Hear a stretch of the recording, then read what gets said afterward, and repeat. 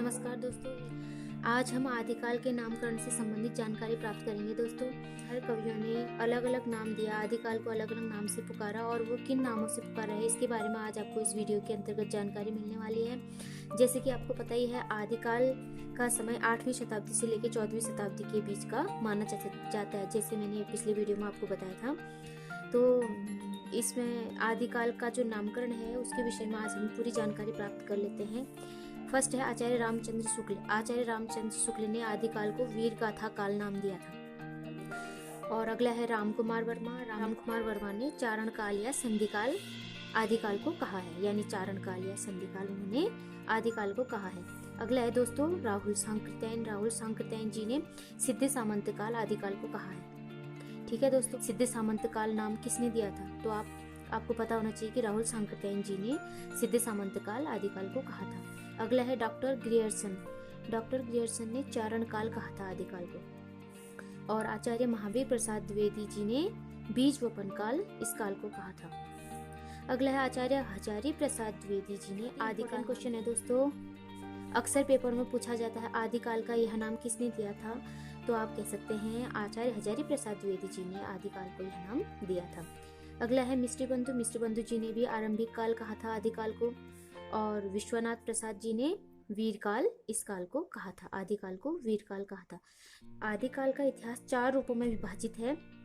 वो 4 रूप कौन कौन से हैं, आइए जानते हैं। 4 रूपों में यह काल विभाजित है, यानी आदिकाल के इतिहास को 4 रूपों में विभाजित किया गया है। है सिद्ध या नाथ साहित्य, दूसरा है जैन साहित्य, तीसरा है चारण साहित्य और चौथा है प्रकीर्णक साहित्य।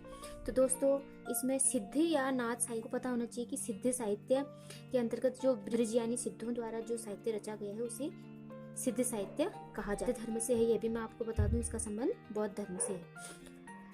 और सिद्धों की संख्या तो अक्सर पूछा जाता है, ये आपको पता ही होगा कि सिद्धों की संख्या कितनी है, 84। अगला है नाथ साहित्य। नाथ साहित्य में क्या है, जो भगवान शिव के उपासक द्वारा जो साहित्य लिखा गया उसे नाथ साहित्य कहा जाता है। तो सिद्ध साहित्य और नाथ साहित्य आप समझ गए होंगे। ब्रज यानी सिद्धों द्वारा जो साहित्य रचा गया उसे सिद्ध साहित्य कहा जाता है, और भगवान शिव के उपासक नाथों के द्वारा जो साहित्य रचा गया उसे नाथ साहित्य कहा जाता है। अगला है दोस्तों, सेकंड है जैन साहित्य।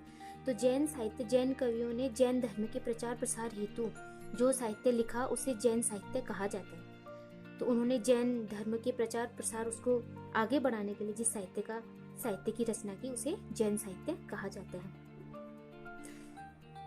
थर्ड वन है चारण साहित्य। चारण साहित्य में डिंगल भाषा का विकास हुआ था, और डिंगल भाषा और साहित्य का मुख्यतः चारण कवियों के कारण ही इस भाषा का विकास हुआ था। ठीक है। अगला है प्रकीर्णक साहित्य। प्रकीर्णक साहित्य के अंतर्गत क्या आता है दोस्तों?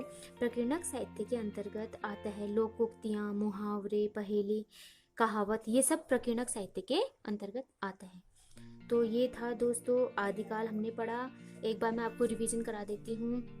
आदिकाल में क्या है, आदिकाल का समय 8वीं शताब्दी से लेके 14वीं शताब्दी के मध्य का समय जो है उसे आदिकाल कहा जाता है। तो आदिकाल का यह नाम किसने दिया? आदिकाल का यह नाम डॉक्टर हजारी प्रसाद द्विवेदी जी ने दिया। बहुत ही इंपॉर्टेंट क्वेश्चन है दोस्तों, इस पर विशेष ध्यान दें, इसको दिमाग में रखें। और अगला मैं आपको बता दूं कि आदिकाल के इतिहास को 4 रूपों में विभाजित किया गया है: सिद्ध साहित्य या नाथ साहित्य, जैन साहित्य, चारण साहित्य और प्रकीर्णक साहित्य।